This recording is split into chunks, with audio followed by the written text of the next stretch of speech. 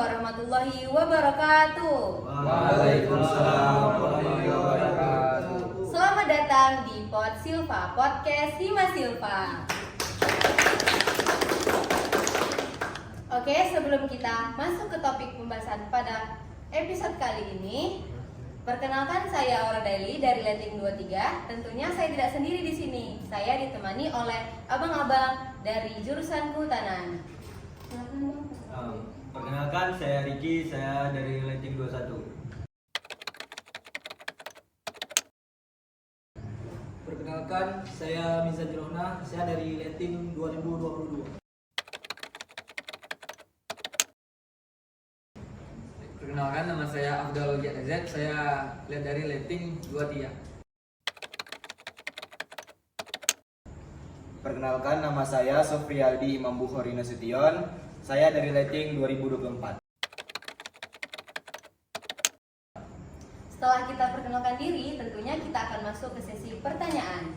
Pertanyaan pertama, apa yang mendorong Anda untuk memilih jurusan Kehutanan sebagai bidang studi? Boleh dijawab dari Letting 21 dulu. Yang mendorong? Gak ada sebetulnya. Karena dari awal kan gak niat juga. Cuman karena namanya Kehutanan, kirain kan kayak naik gunung atau camping gitu kan. Oke, itu ambil Kehutanan. Kalau Bang Mizan sendiri? Kalau dari saya sendiri sih, hal yang mendorong saya masuk Kehutanan ini karena sebelumnya kan dari SMA lah. Dari SMA memang udah, pertama saya memang sekolah di SMA biasa, SMA negeri. Cuman saya sudah melihat juga pandangan ke depan, kalau misalkan saya sekolah di negeri nih, jurusan apa nanti yang bakalan saya pilih ketika saya lanjut ke program studi yang lebih tinggi. Maka karena itu takutnya tidak cocok dengan basic saya nantinya, saya lebih memilih sekolah yang memang kejuruannya terarah gitu. Jadi saya pas itu udah mau naik kelas 2 SMA, tapi saya lebih memilih untuk sekolah dari kelas 1 lagi. Itu saya masuk di sekolah Kehutanan menengah atas. Jadi mungkin hal itulah yang mendorong saya untuk masuk ke jurusan Kehutanan ini. Kalau pendapat Abdul sendiri? Mungkin dari saya ya, jika kita melihat dari 3-5 tahun ke depan, nah itu isu-isu lingkungan itu sedang marak terjadi, seperti pemanasan global, perambahan hutan, dan pengalihan fungsi hutan. Nah, ini berdampak terhadap pemanasan global, yang mana ini menjadi suatu PR anak kehutanan. Dan di ke depan itu jurusan kehutanan itu semakin dibutuhkan. Nah, maka karena alasan tadi, makanya saya memilih untuk berkuliah di jurusan kehutanan ini. Kalau Kori sendiri? Kalau saya sendiri sih Kak ya, waktu saya mau melanjut SMA itu saya kemarin pernah ingin mencoba sekolah di SMK Kehutanan yang ada di Pekanbaru. Tapi kemarin itu saya kalah di seleksi berkas karena tinggi badan saya yang kurang. Jadi semenjak saya SMA, cita-cita itu masih ada. Saya masih pengen masuk ke jurusan Kehutanan karena di zaman sekarang ini Kak ya, banyak orang-orang yang kurang sadar tentang betapa pentingnya fungsi hutan itu Kak. Banyak orang-orang yang tamak, yang mementingkan kekayaannya sendiri tapi tidak memikirkan jangka panjang untuk mengalihfungsikan lahan hutan ke lahan perkebunan. Itu sebenarnya yang buat saya sebagai motivasi lah Kak untuk masuk ke kehutanan biar bisa menjaga yang katanya Indonesia itu sebagai paru-paru dunia. Sangat luar biasa ya jawaban dari abang-abang kita. Selanjutnya, bagaimana pengalaman lapangan atau praktikum abang-abang semua? Untuk pengalaman lapangan praktikum ya, sebetulnya di Kehutanan ini di USK tepatnya ya. Untuk praktikumnya kurang apa ya, kurang ke lapangan sebetulnya. Kebanyakan kan ke Tibang atau daerah-daerah dekat sini lah. Jarangnya memang 3 hari atau 4 hari berkemah di hutannya langsung, jatuh ke lapangannya langsung. Udah itu kan banyak kurang juga sih. Kalau menurut Bang Mizan? Kalau menurut dari pandangan saya sendiri juga nggak jauh juga dari apa yang dibilang Bang Riki tadi. Karena memang jika kita lihatlah dari, mungkin saya sendiri pun merasainnya dari semester 1 sampai semester 16 sekarang ya. Jadi kita kalau praktikum tuh masih kurang tersistem kadang.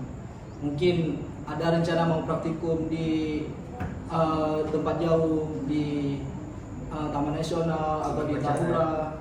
Ya kadang cuma wacana-wacana aja, atau kalau bisa dibilang inilah memang nggak bisa kita paksakan juga kan, karena memang latar belakang ekonomi kita juga berbeda-beda. Mungkin hal itu juga yang menyulitkan untuk sekarang ini nggak terjalannya praktikum untuk di tempat-tempat jauh. Mungkin itu aja lah kalau tantangan dari saya sendiri. Berarti berbanding terbalik Bang sama Bang masuk ke SMA? Iya, malah lebih banyak main di lapangan di pas SMA-nya daripada untuk sekarang ya. Kalau pengalaman Abdul sendiri? Mungkin sama dengan abang-abang yang telah abang katakan. Jadi di kehutanan ini kita minim fasilitas.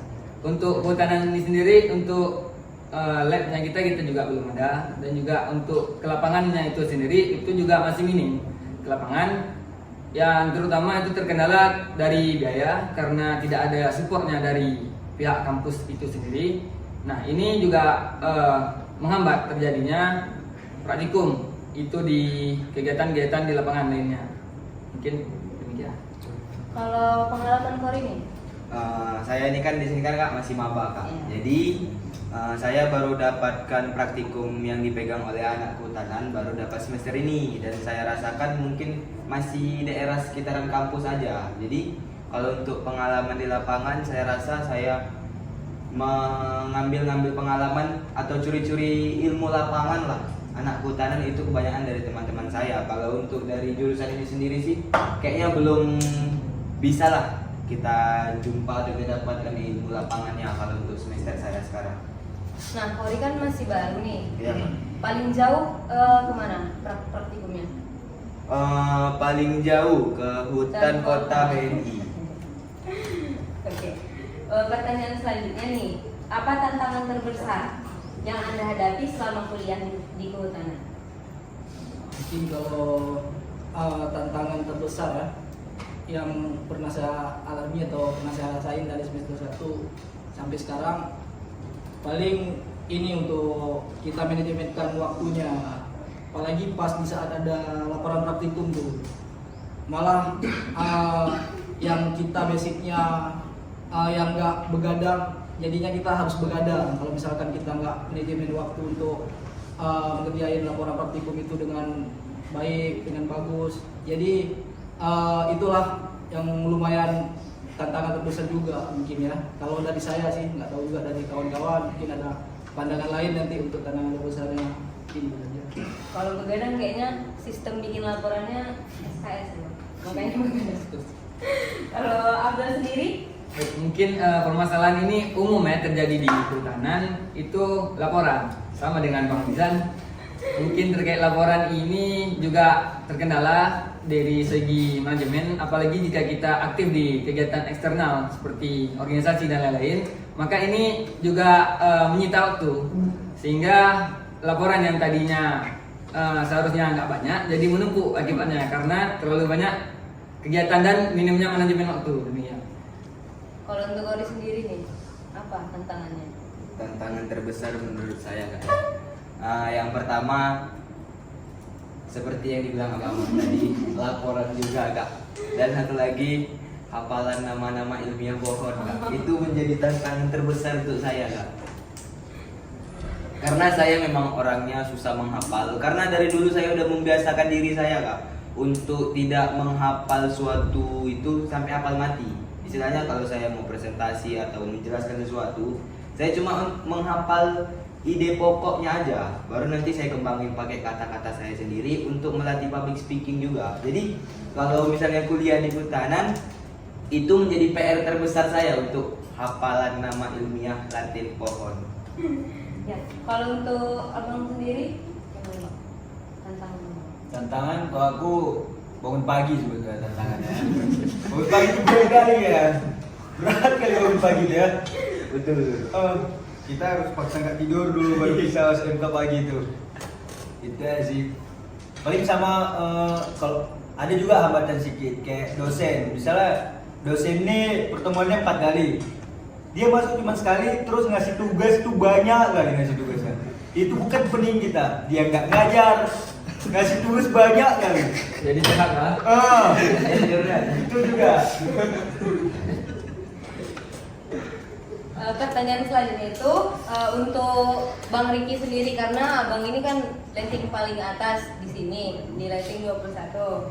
Nah, apa nih Bang menurut Abang peluang karir yang tersedia bagi lulusan kehutanan? Kalau jurusan kehutanan, basicnya paling di kedinasan kehutanan atau lingkungan, di KPH. Bisa juga buat budidaya kayak meranti, sengon, ya kayak gitu, bisa jadi pengusaha juga. Pertanyaan selanjutnya itu, apa saran Anda bagi calon mahasiswa yang tertarik untuk memilih jurusan kehutanan? Mungkin dijawab dulu dari Korea, dari yang paling bawah dulu. Saran saya untuk adik-adik yang tertarik nih mengambil jurusan kehutanan, kalian bagus untuk memilih jurusan ini karena kami di sini bisa menjamin prospek kerja kalian bisa sangat banyak dari sini.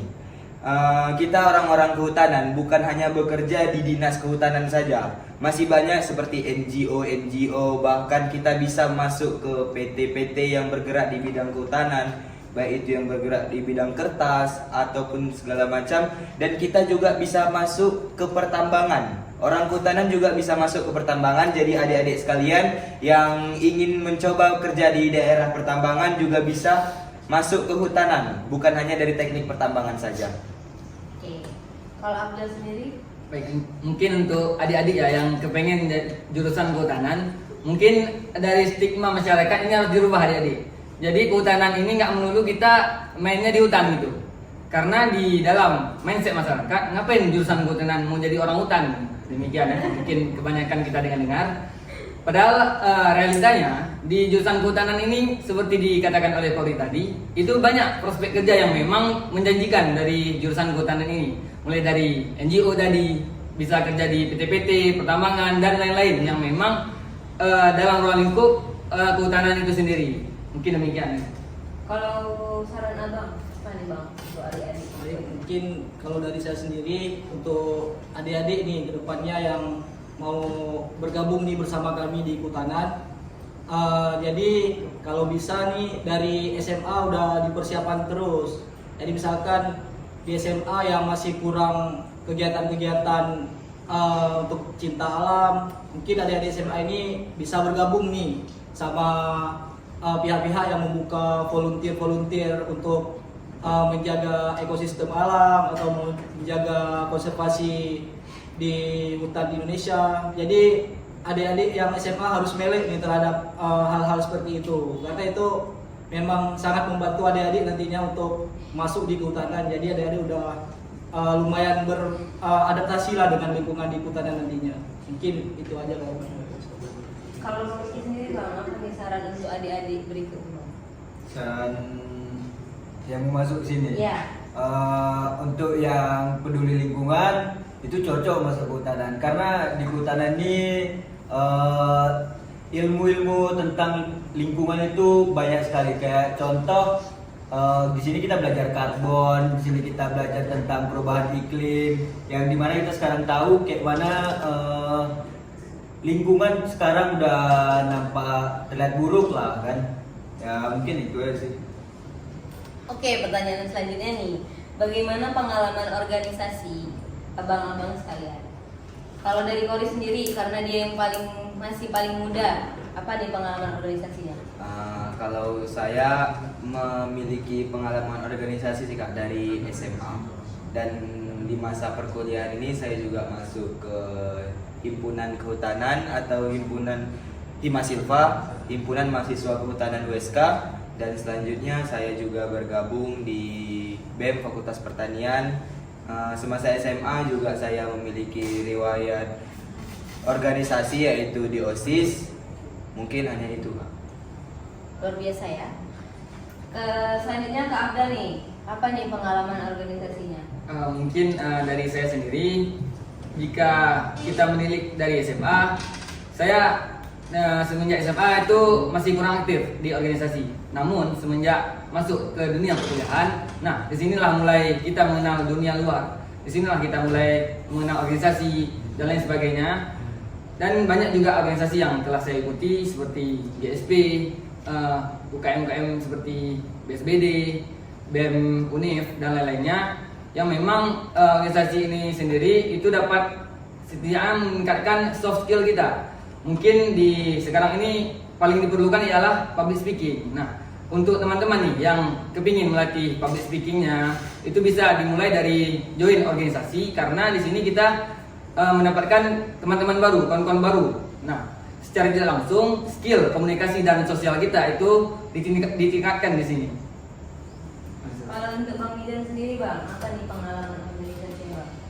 Jadi kalau dari saya sendiri sih, untuk pengalaman organisasi, kalau kita lihat dari sejak SMA saya dulu dimana karena SMA atau SMK saya tidak tidak terlalu berpatokan sama kurikulum, karena memang kami pendidikannya kan semi militer. Jadi untuk organisasi memang sangat kurang, paling ada cuman organisasi OSIS, itu pun cuman bisa join aja menjadi anggota.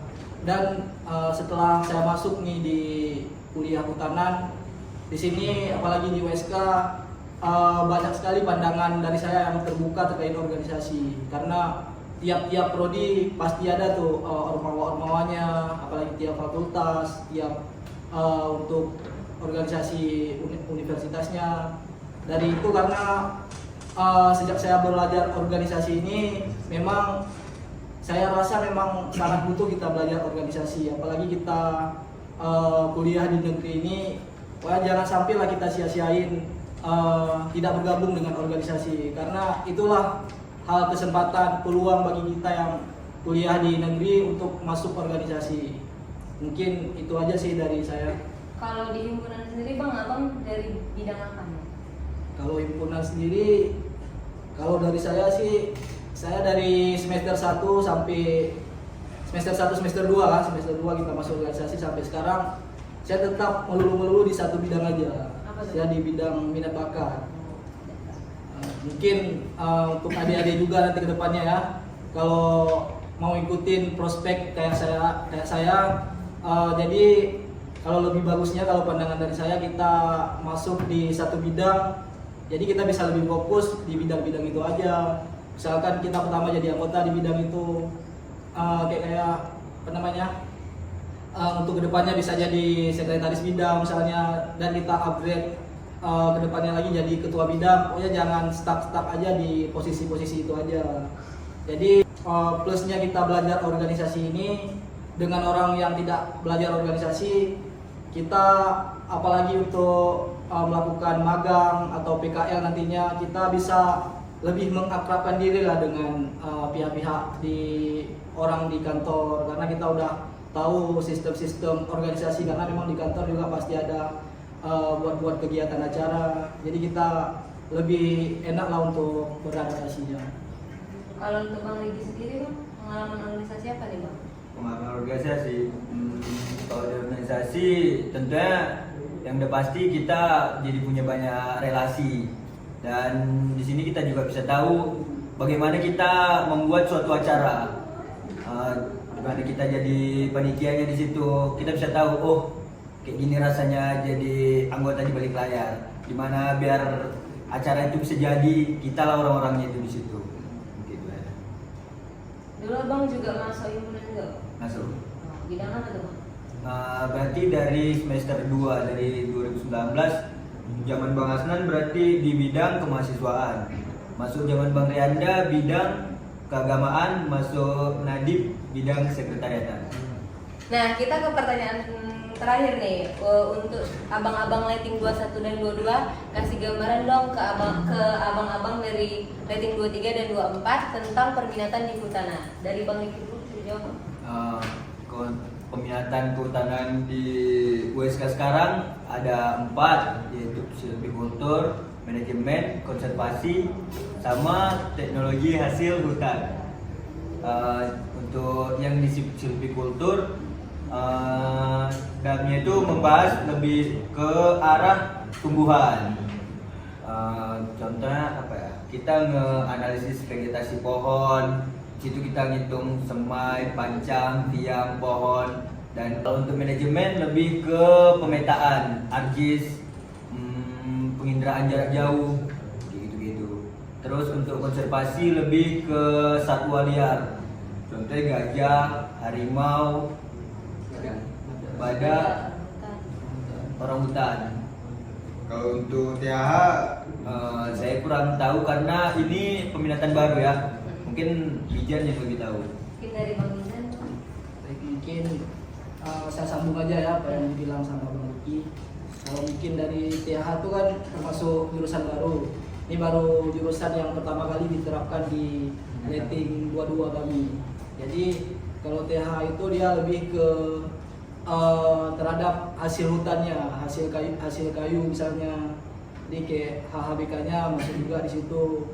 Misalkan kayak instansi-instansi yang berhubungan dengan kayu kayak KPH dan lain-lain itu masuk untuk THH-nya.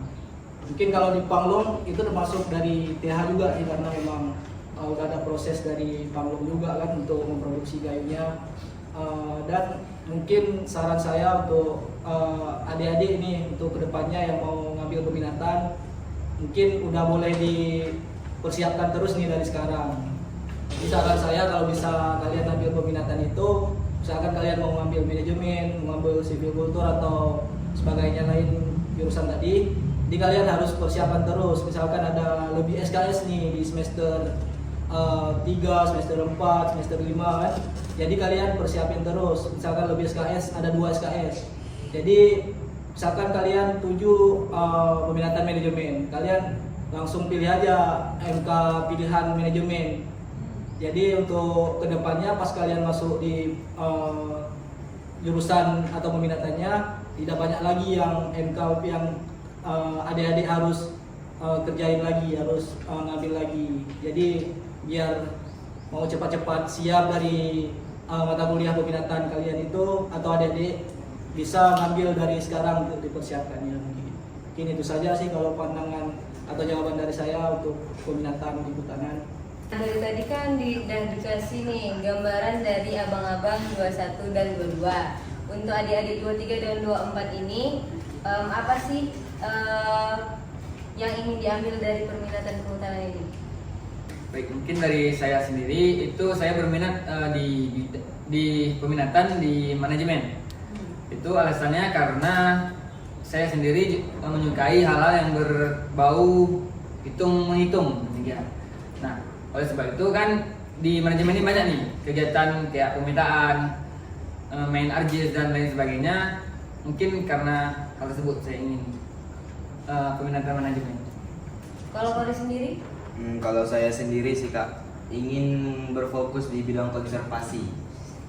Karena bisa kita lihat sendiri sudah banyak satwa-satwa endemik yang sudah mulai terancam punah Kak. Karena sistem ekosistem itu, misalnya rantai puncaknya hancur, maka seluruh ekosistem yang ada di hutan itu bakal hancur. Misalnya orang hutan, apa sih fungsi dari orang hutan itu? Dia menebar biji tumbuhan secara alami. Jadi jika orang hutan tersebut tidak ada, tumbuhan-tumbuhan yang di hutan itu Kak nggak bisa tumbuh secara otomatis Kak. Jadi mesti ditanam sama manusia Kak. Jadi kan itu lebih memperibut kerja kita lagi. Jadi sebagai orang hutanan. Makanya saya ingin berfokus di bidang konservasi. Nah, setelah pertanyaan terakhir, saya membuka sesi sharing session. Ada nggak yang pengen ditanyain? Ke abang-abang? Dari aku dulu Pak. Ya, dari aku dulu. Mungkin pertanyaannya sedikit menjawab balik terkait organisasi tadi. Nah, pertanyaan saya ialah bagaimana cara abang-abang itu untuk memanajemen waktunya untuk bisa memilah nih yang tugas kuliah dengan tugas organisasi. Baik, mungkin dari saya sendiri sih untuk manajemen waktu, membagi waktu kuliah sama organisasi ya. Jadi kalau bisa, kalau memang pandangan dari saya sih kita lebih mengutamakan hal mana yang harus diutamakan. Kan tujuan kita ke perkuliahan ini pertama kan untuk kuliah. Jadi kalau memang ada sisa waktu-waktunya ya pasti kita manfaatkan ke hal-hal yang lebih produktif lah, seperti berorganisasi ini, karena memang sangat bagus lah untuk kedepannya kan, kalau misalkan kita belajar organisasi dari sekarang. Jadi kalau bisa kita utamain, misalkan di suatu momen kita lagi ada mata kuliah ini sekarang dan lagi ada kegiatan juga nih di luar mata kuliah itu, ada kegiatan acara dari organisasi tersebut. Jadi kita kalau bisa lebih prioritasin terus nih terhadap mata kuliah yang kita mau masuk atau mau kita jalanin dulu. Misalkan ada kendala nanti di organisasi atau di acara tersebut, bisa kita minta backupan terus dari sebelum kita masuk kuliah. Misalkan cari pengganti dari job desk yang kita sama, pokoknya langsung kita persiapkan terus sebelum kita masuk kuliah, mata kuliah tersebut kita persiapin terus untuk kegiatan yang di sana udah ada yang backupnya. Mungkin itu aja sih kalau dari saya. Kalau tanggapan dari Bang Rifki? Mungkin udah dijawab semua sih ya pemijaannya. Kayak nggak perlu ada tambahan lagi sih kalau dari aku.